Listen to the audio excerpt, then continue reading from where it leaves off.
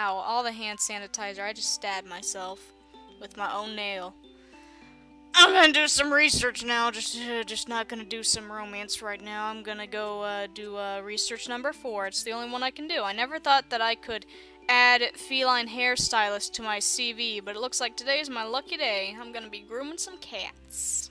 I put on my latex gloves and gather my tools. Oh, this is a new song. I don't remember hearing this. Brush, scissors, swabs, kitty wipes. I can't help but think I've forgotten something. Oh, of course, treats! I leave the tent and head for the lab, stopping to stroke a few of the island's residents on the way. Well, I would stroke my island resident, but he went away somewhere. I don't know where he is anymore. Oh god, I'm a cat already. Meow, meow, meow! Meow! I call out to the lazing subjects as I enter the lab. Looky, looky what I've got! Shaking the treats! This is actually vitamins.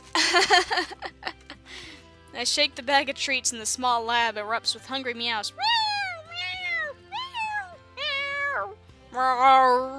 If you want these, you have to behave, okay? I open the first crate, home of the grouchy old Mr. Bumble, and I gently lift him onto the counter to be groomed.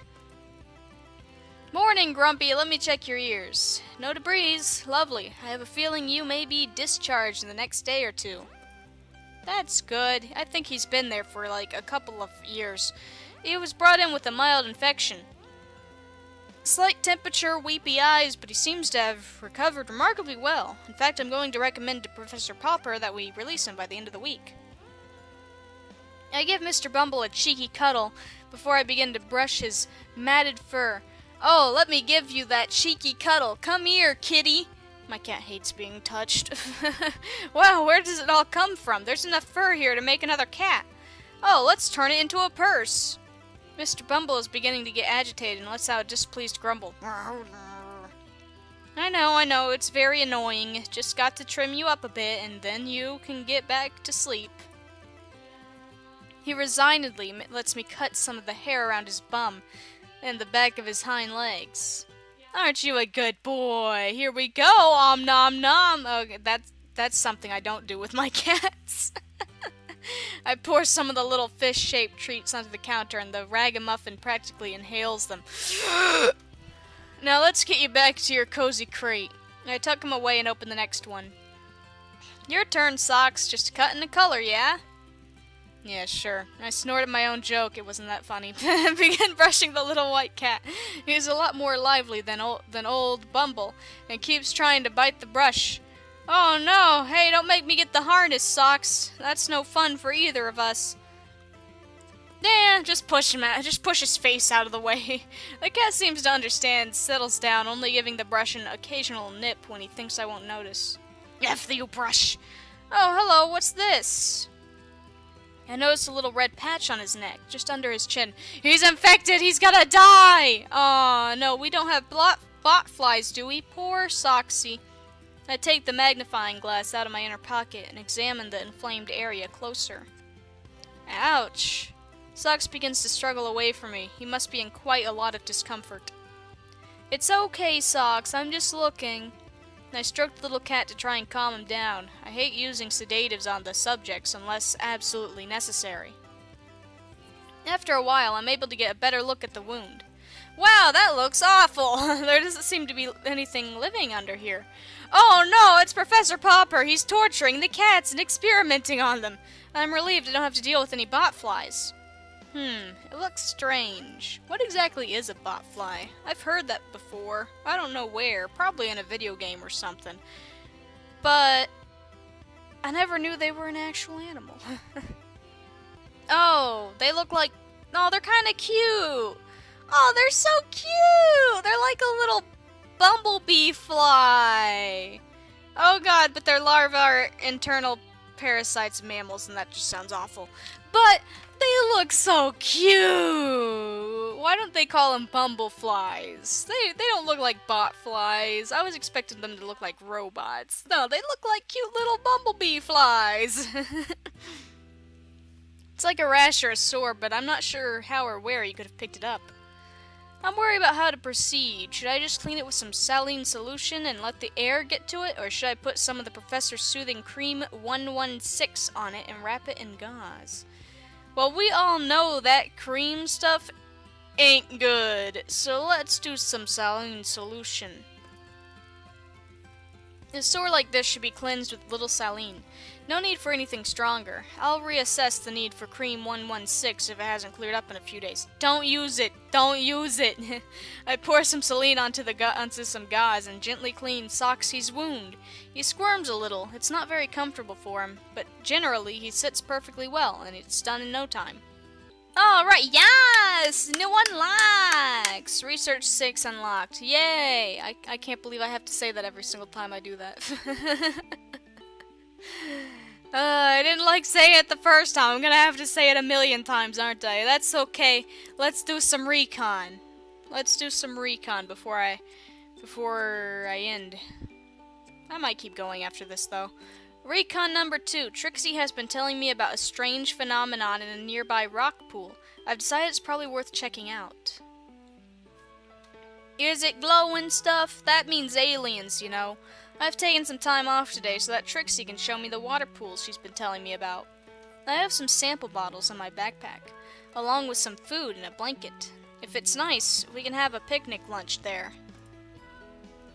Oh, that sounds better than the seagull lunch you had with Major. So these pools appear to be different colors? They don't appear to be, homie. They are! Well, we can't prove that until we've tested them. Reflection, refraction, and dispersion can play some fancy tricks on the eye. Pooh to your testing! You take all the magic away, science person. It makes your world very dull, I think. You know, I agree with that, Trixie. And I love science. It was my favorite subject in school.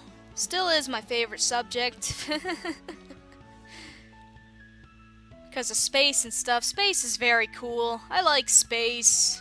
But yeah, after learning about a lot of stuff, it does make things very dull. That's why I still like space so much, because with space you don't know much. So there's still a lot of, thinking going on there. It's like, oh, what if this happens? Or, oh, there could be planets out there that look like this and have this kind of creature on it and stuff like that. It's very good for the imagination. On this planet, we know so much about it that there's not much you can do with your imagination. I mean, sure, you can say Bigfoot exists, right?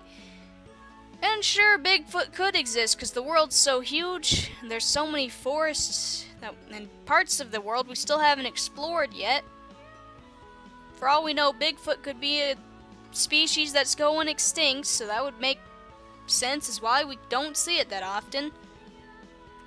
But even if Bigfoot does exist, and then we find Bigfoot, guess what? Just a big monkey. It's pretty boring now, isn't it? But if it continues to exist as just a rumor, just a myth, then it's all exciting. It's like, ooh, we could find Bigfoot. Ooh, we could go out and on these giant expeditions and try to find Bigfoot. It's all very exciting. We can make movies about it. We can make video games about it. We can make documentaries about it. But once it's found and we learn all about Bigfoot, we'll be bored to death with it. It'll be like, oh, it's just a giant monkey. There's no big secret. Even if there was a big secret, like, I don't know, maybe Bigfoot is a past human or something, like a Neanderthal that survived somehow. Then, still it'd be boring. It'd be like, oh, that's pretty cool, but But as long as myths and legends remain, those kind of things are the only things that make our world exciting and give it life. All the other stuff gets boring once you know about all of it. That's kind of the sad thing about top 10 lists too. Because once you know like the fastest animal and the strongest animal and animals that can do cool and weird things, then it makes animals boring. It's just sad. It's just all very sad. and very dull. So yep, I understand that completely. Maybe you're right, Trixie. Let's wait and see what wonders you are going to show me, eh? Oh, that huge big ol' rant. Just, maybe you're right, Trixie. That's right, this way! She disappeared from sight. I run to the cliffside where she was walking, and looking over the edge, I can see that she's jumped to a small rock shelf about 4 meters down from where I'm stood. Come on, you can do it! Don't be afraid, cat! Oh no, I'm gonna die. I'm more concerned about how I will get back up again, actually. There are kind of steps further along, but this way's closer to the entrance. Not wanting to appear too much of a killjoy, I clamber over the edge and lower myself down, dropping the last few feet. That's gotta hurt. Impressive! You're getting a feline spring in your step.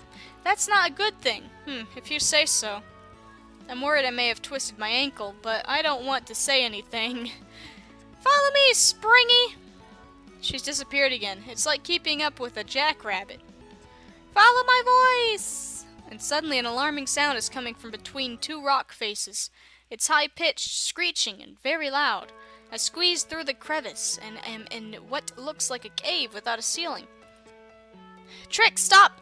The sound is so amplified in this enclosure, it has become deafening.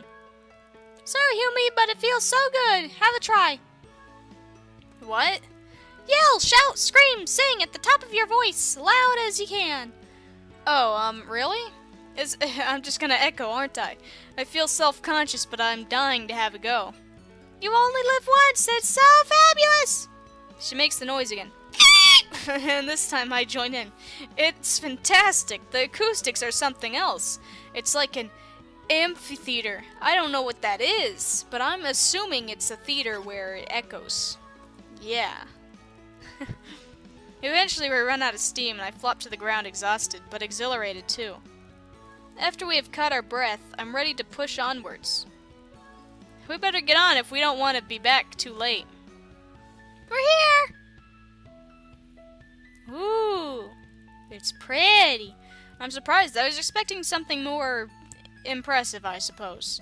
Hey, I think it's pretty impressive. I'd freak out if I saw a cave like that. This is the place? We could have a rave party in here. I look around and for the first time I notice several small pools of water, not much larger than puddles, around the edges of the enclosure. Oh, I see. I bend down next to the nearest pool and see straight away that it is the deepest red. It looks like blood. Look at mine, like liquid sky. I cross to the opposite side where Trixie is sitting, and sure enough, there is the clearest, richest blue water. And melted emeralds. Again, I follow her to find another pool, as green as spring foliage.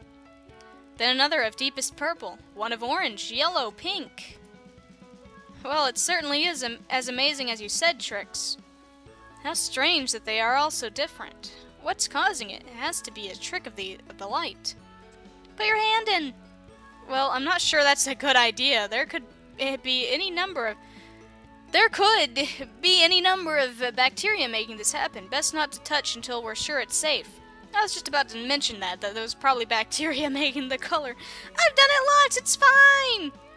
That explains a lot. I glance over and sure enough she has her furry little paws in the golden colored water. That could be pee for all you know.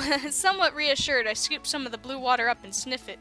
It smells wonderful, as though it has been perfumed. What is that smell? It's weirdly familiar. Oh no, it's Professor Popper's experiment! Or something. I take out my bottles and begin collecting the waters. My theory about the light is blown when I line the bottles up together, and they each retain their original hue. Okay, so bacteria then. Either that, or something is dyeing this water! Or that. I can't wait to get back to the lab to run some tests. We can go back to the easy way if you like. Follow me! We head back along the rock shelf and go past the spot we jumped down on the way here. Further along there is an ascent, just as Trixie has said, but I would hardly call it steps. Someone has clearly tried to make a trail here, but it's all a bit rough and ready. Further along still, I can make out a large, empty metal drum. It's rusted, obviously discarded from some time ago. I get a closer look and see that there is a tap near the base. and the remains of a label, but I can barely make out the words. I take a picture of it with my catalog to decipher later. I barely paid attention to that because I was busy in my own thoughts, and I don't even remember what my own thoughts were. So, that's great. I read that, it went right out the other ear, and I don't even remember what I was thinking about that made me distracted from it. The perfume I smelled in the cave seems to be stronger here. I am very intrigued. Trixie couldn't be less interested in all of this. She is happily skipping ahead, looking for a good picnic spot for us. I will have to be patient with my investigations. You know what? I'll do one more romance. Oh, actually, I gotta rest. You had a lovely nap and wake up feeling revitalized. Hooray! Your energy has been restored. Magic! Magic! Magic! Save me! Alright, now I'll do some romance. With the... Aww! I'm sorry, McMurphy. Look, you'll get your chance next time. I promise. I promise you. We'll date you next time. But for now, we're dating Floofy Butt. Oh, we're in the danger zone. That's not good. Do hold your hands still, Soti. I can hardly see a thing with you shaking like that. I hold the binoculars stable in front of Floofy Butt's tiny cat face. He looks ridiculous. It's like you're not even trying, Soti. You're shaking like a leaf. My hands are totally steady, Major. Ever consider it could just be your eyesight? Or maybe it's the fact that you have really tiny eyes and I'm trying to hold this steady up to your tiny eyes. I'll have you know that I have the keen eyes of a goat. I don't think goats have great eyesight, but okay. Goats aren't exactly known for their vision, Major. That's just because the world is full of ignorami. That sounds like an Okami god. Ignoramigami. Well, what can you see? I see fields of grain. Red roses, too. I could only see a couple of mulers, lazing about, of course, scratching at their fleas. Filthy things, I tell you. Ha-ha! Oh, they're not wildcats. That's sad. What? One of the bigger ones is emptying its bladder. That could mean that they do eat and drink on a regular schedule. Okay, that's nice. And if we were able to find out where their water supply is, we could lace it with a mild sedative and bring the incapacitated sample to the beach and... Please don't finish that sentence. No cats will be harmed during this mission. Well, they would just be sleeping. Oh, please, the subject will not be harmed. Just slightly bewildered. For a day or two. But why, Major? Well, to examine it for a start. Also, I should like to see how they react when one of theirs goes missing for a change. Major, I only agreed to help you with this on the promise that you will not attempt to exact any kind of retribution on the elders. Examination is one thing, but if you can't keep your end of the deal, then I'm sorry, but I'm going to have to withdraw. Okay, I'll just observe. Observe. It's hard to do this voice when my voice is tired. I replaced the binoculars in front of Floofy Butt's keen goat eyes. Humph. Well, what do we have here? Found something? I do believe I have. There's a few elders who seem to be meditating.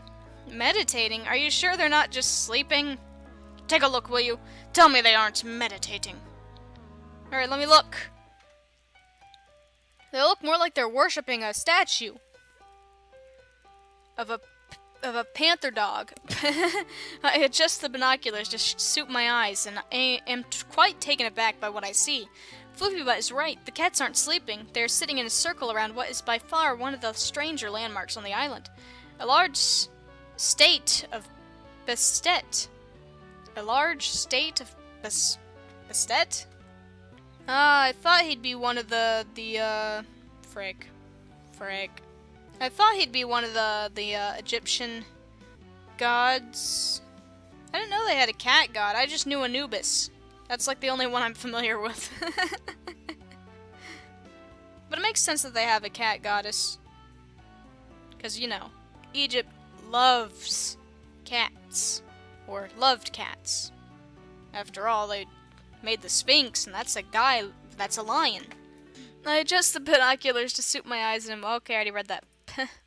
Professor Popper has always dodged my questions about what on earth the statue of the Egyptian cat goddess of war is doing on this island. Yeah, that doesn't make much sense considering this isn't anywhere near Egypt. I'm even more intrigued now. The cats seem to be listening, or contemplating, or even meditating. Well, Major, I'm sure there's a perfectly good explanation for their behavior. Cats often behave quite strangely, I've found. Well, they're strange, and they're strange, and my experience teaches me that type of strangeness that this class are afflicted with is beyond acceptable. I believe the only way to protect us all is total dissociation. Disassociation. Major, do you hear yourself? We're here practically... I had to yawn again. Practically trespassing on their territory so that you can spy on them while they're doing whatever it is they're doing, and you want disassociation from them? One must know one's enemy, Salty. How are they your enemy, Major? They've never done anything to you. Oh no? Those Muellers are wholly responsible for the problems on this cursed island, and it's about time they were held accountable. They are the carriers of the cat virus. If it weren't for them, you wouldn't be afflicted with the illness. Oh, is that so? Because I distinctly remember it was you lot who deliberately put me in danger in the first place. The elders are cats, just cats. Just cats, eh? Oh, I see. I realize what I've just said, and although I didn't intend it the way Major has taken it, I can see how wounded he is. I feel conflicted. On the one hand, I want to take a stand against his bigotry. It is not helping our progress, and I believe it may end up ruining our friendship. On the other hand, I know he has a good heart. As Trixie says, he's just stuck in his ways, and it would be wrong of me to start pushing my views onto him. Perhaps I can lead by example and practice a little more tolerance myself. He's just a cat. Oh, come on, Major. I didn't mean it that way. You know I have the highest regard for all cats, and particularly you. And I for you, Soapty. However, I must say I find it increasingly difficult to fathom how such an intelligent person as yourself fails to recognize such obvious truths. Okay, perhaps I haven't given you a fair hearing. Maybe my own opinions got in the way. So go on then, you have my full attention. Teach me, Major. Well, that's more like it. He pulls himself up and fluffs out his fur. It gives him an air of self-importance. So much so that in spite of my promise to be open-minded, I'm already feeling a bit irritated. You see, what you and the other pedestrian-minded inhabitants of this island will not do is look at the undeniable evidence that this species is the cause of all our problems. Okay, sure. The evidence being? Well, firstly, they have segregated themselves from us and created a ghetto where we have been made unwelcome. That is an act of hostility. That's true. I want to point out that they haven't created anything. They have always been there, but I'm practicing tact and diplomacy. I mean, maybe they've always been there, but they won't allow anyone in it, you know. So they're still making it their territory. Still kind of hostile, you know. I mean, they attack anyone who enters the danger zone, after all. Secondly, they carry the virus. Feline transitional gene. Quite. They are trying to infect everyone, make us all like them. And they will have their way too, if we don't fight back. Well, I mean, Jobst didn't turn into, them. Jobst was a regular cat. Then again, he might turn into a Mueller. Oh no! I bite my tongue and resist telling him that it's far more likely that they are not trying to infect anyone. They simply want to live and let live. They probably don't even understand the effect their body fluids have on other species. Yeah, probably they're just a bunch of feral cats. Thirdly, it should be obvious to everyone that they have made no attempts whatsoever to learn our language. If they were congenial towards us, they would have surely have tried to communicate with us by now. I try to keep my voice amicable. I know how frustrating it is when you can't make yourself understood, Major. Very frustrating. I'm glad you see that, Soapty. At least I have one ally in all of this. Maybe now is the time to strike.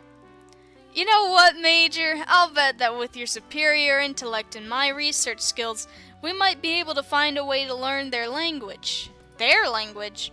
I hold my breath. Why on earth would you want to do that? To communicate. Have you lost your mind, Soti? To say nothing of your sense of smell? Huh? I doubt they have anything worthwhile to communicate.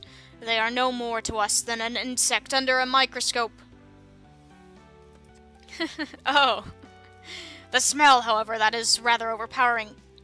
Shall we call it a day here and go somewhere where the air is more pleasant for our lunch? Oh no, are we eating another bird? I'm feeling very uncomfortable now and I want to get away to think. Actually, Major, I have to go to get back. I'm on feeding duty today. If you like, I can put something by for you. Very well, I shall call by the mess tent later. As I make my way back to camp, I can't help feeling I ought to have handled this differently. No, I think you did fine. I wonder if honesty may have made more progress with Floof. Diplomacy just feels like pandering to him, really. You said it yourself, he's stuck in his ways. There's no point in arguing with a person, or a cat in this case, who's stuck in their ways. They'll never believe the other side unless you give them proof, like hard proof, man. They need hard evidence. And you don't have any. And those cats are pretty freaking weird. They're over there worshipping a statue. They don't speak English, apparently. I don't know what language you're speaking, actually. Cat? I don't really know. Maybe they don't speak whatever Floofy Butt speaks. They're hostile. They don't let anyone into their territory.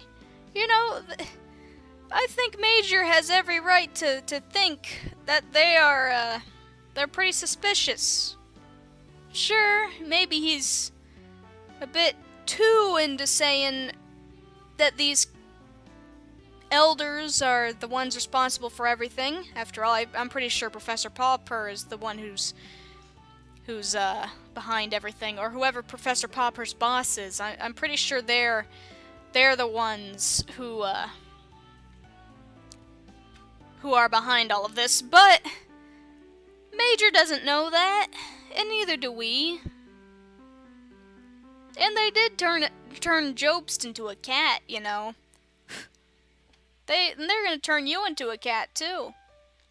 So I'm pretty sure I did the right thing. Even though the game is telling me that I did the wrong thing. Standing up for your beliefs is good and all, but there are only certain times for that. And this just wasn't that time. You don't need to stand up to for your beliefs to a cat. I don't think the cat would listen. Anyway, I'm pretty sure that was an unsuccessful date, but that's all I'm gonna do for this time. Because my throat is starting to hurt a little from talking so much. Anyway, this has been Invalid Ghost. Look at that, progress 22.2%. Nice. Playing Purrfect Date. Bye.